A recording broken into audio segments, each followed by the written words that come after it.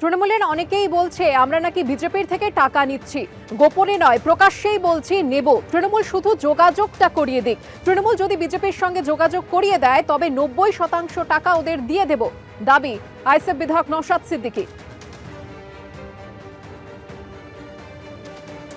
Diamond Harbour আপনার না দাঁড়ানোটা আসলে তৃণমূলের একটা প্রভাব। আজকে তো আমি অন ক্যামেরা বললাম কি যে বিজেপির নাকি টাকা নিয়ে আমরা দল চালাচ্ছি, এ কথা কিছু তৃণমূলী বন্ধুরা ছড়াচ্ছে।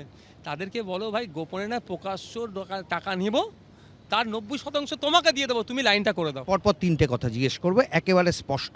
এক নম্বর হচ্ছে, রাজনৈতিকভাবে এই চর্চা শুরু হয়েছে যে নওশাদ সিদ্দিকীর সঙ্গে বিজেপির আন্ডারস্ট্যান্ডিংয়ের কারণেই তারা বামেদের সঙ্গে জোটে যাচ্ছেন না, হ্যাঁ কি না?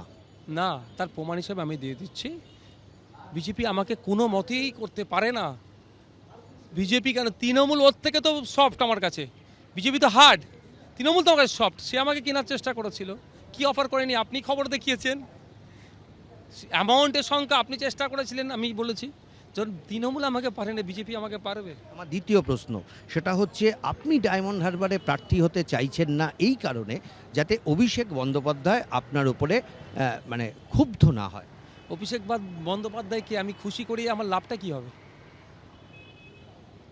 যে আমার যাদের নেতৃত্বে আমাদের কর্মী ভাঙড়ে একাধিক খুন হয়েছে, আমি 42 দিন জেল কেটেছি, আমাদের কর্মীদের নামে মিথ্যা মামলায় জেল কেটেছে, আমাদের কর্মীরা অ্যারেঞ্জমেন্ট হয়েছে, মহিলারা শ্লীলতাহানির শিকার হয়েছে, বাড়ি ঘরদোর ভাঙচুর করেছে, বুল্ডোজারদের বাড়ি ভেঙে পুকুর বানিয়ে দিয়েছে।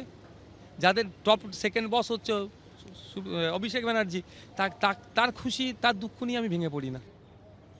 লোকসভা ভোটের আর মাত্র কয়েকটা দিন বাকি, কিন্তু ডায়মন্ড হারবারে অভিষেক বন্দ্যোপাধ্যায়ের বিরুদ্ধে কি লড়বেন নওশাদ সিদ্দিকী তা এখনো জানাতে পারলেন না তিনি।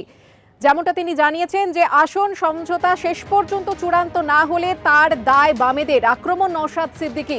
আসন সমঝোতা শেষ পর্যন্ত না হলে যাদবপুর, শ্রীরামপুর সহ বেশ কয়েকটি কেন্দ্রে প্রার্থী দেবে আইএসএফ।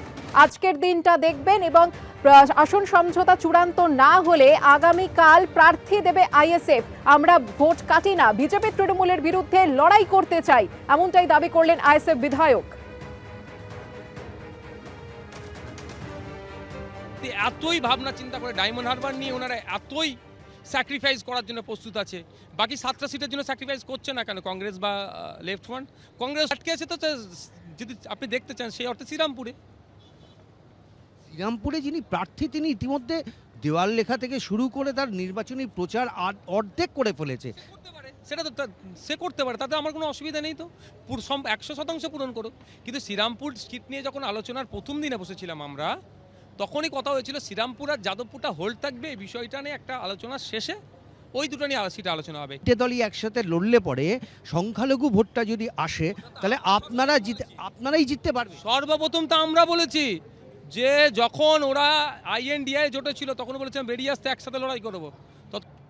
গতকাল সাক্ষাৎকারে দাবি করেছিলেন নওশাদ সিদ্দিকী যে গতকাল দেখবেন এবং গতকাল যদি আসন সমঝোতা চূড়ান্ত না হয় তাহলে আজ তিনি প্রার্থী ঘোষণা করবেন আইএসএফ এর তরফ থেকে। পাল্টা কি বলেছেন ফিরহাদ হাকিম, শোনাবো। ধক নেই, এদের কারো ধক নেই। ধক নেই বলে বড় বড় কথা বলে, খালি কলসি বাজে বেশি, এই নওশাদ সিদ্দিকী ফিদের বাজায় বেশি। এদের কারো ধক নেই।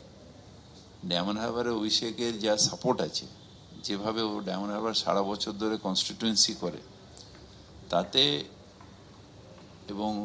এবং একটা সার্ভেতেও দেখা গেছে যে বেস্ট সাংসদ হিসেবে ওর নাম রয়েছে, প্রথম 1-2 জনের মধ্যেই ওর নামটা রয়েছে। সো ওকে হারানোটা অসম্ভব ডায়মন্ড হারবারে।